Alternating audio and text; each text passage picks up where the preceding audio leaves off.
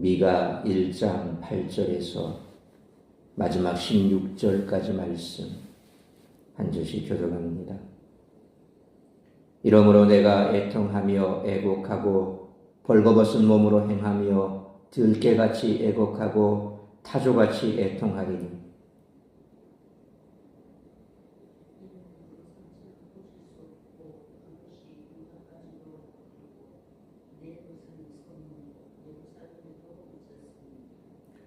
가데에 알리지 말며 도무지 울지 말지어다. 내가 베들레 아브라에서 티끌에서 굴렀도다.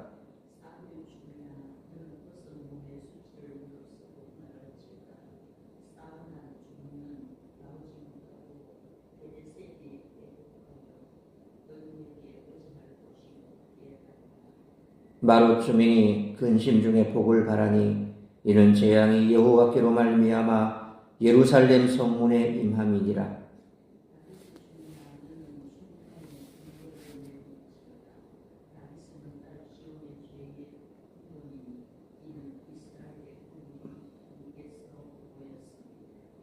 이러므로 너는 가드 모레셋에 작별하는 예물을 줄지어다. 악십의 집들이 이스라엘 왕들을 속이리라.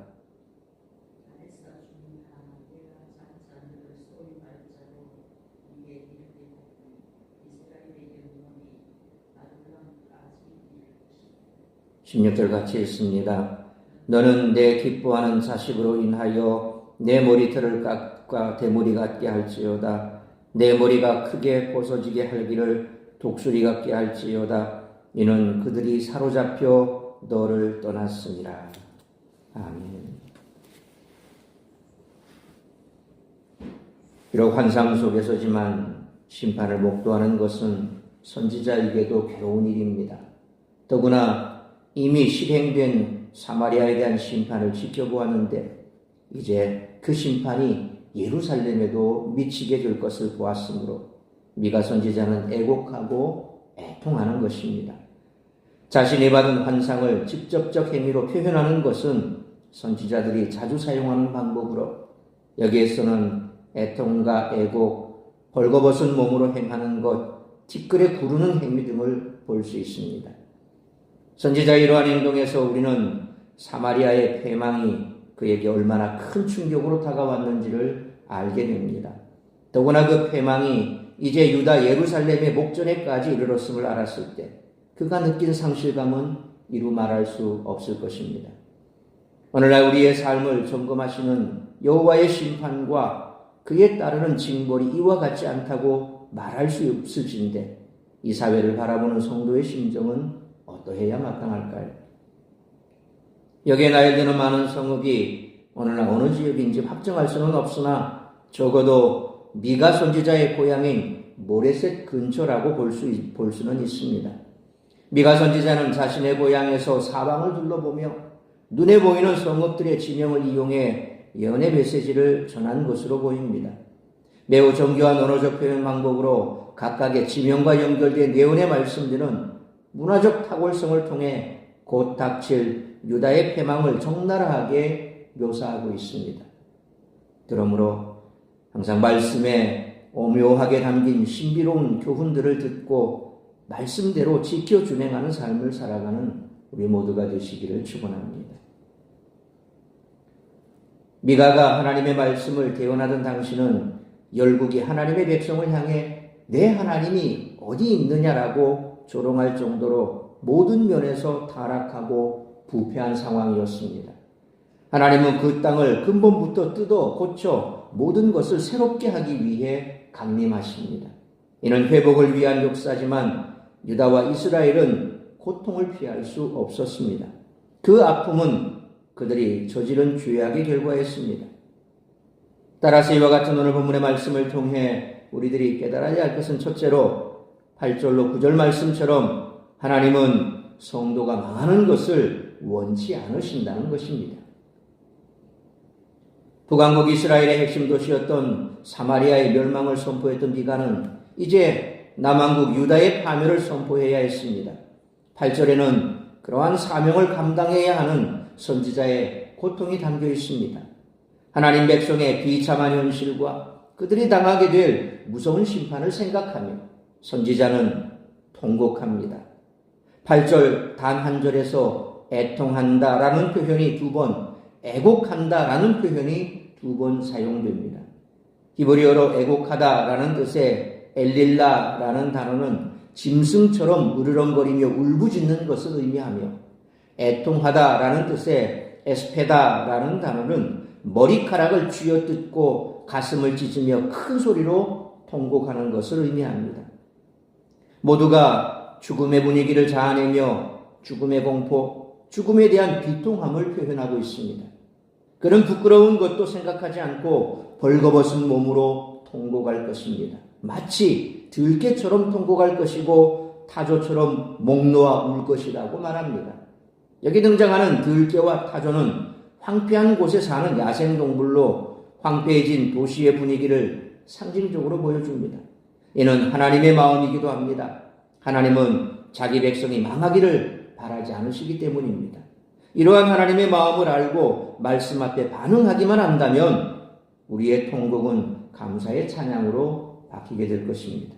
그러므로 하나님은 성도가 망하는 것을 원치 않으시므로 이런 하나님의 마음을 알고 말씀에 민감하게 반응하는 우리 모두가 되시기를 축원합니다. 두 번째로 10절로 마지막 16절 말씀처럼 죄를 인식하고 그 결과를 두려워할 줄 알아야 한다는 것입니다. 선지자는 10절로 15절에서 유다 도시들의 이름을 하나하나 나열하며 그들을 위한 애가를 부릅니다.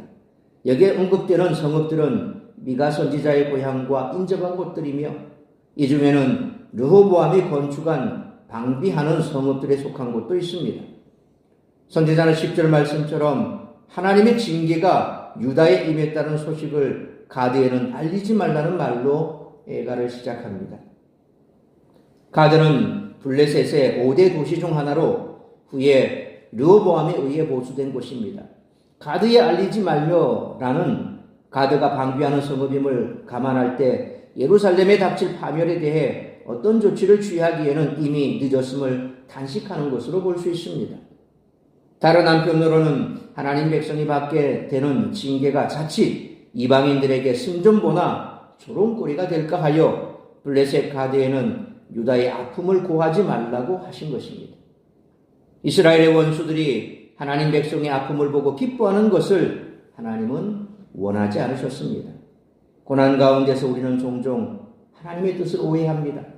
원수들이 우리를 해하고 조롱하는 것을 하나님의 뜻이라고 생각하는 것입니다. 그러나 그런 생각은 사실이 아닙니다. 유다 백성이 본인들의 죄로 인해 심판을 당하는 순간에도 하나님은 그들이 원수에게 조롱받는 것을 원하지 않으셨습니다.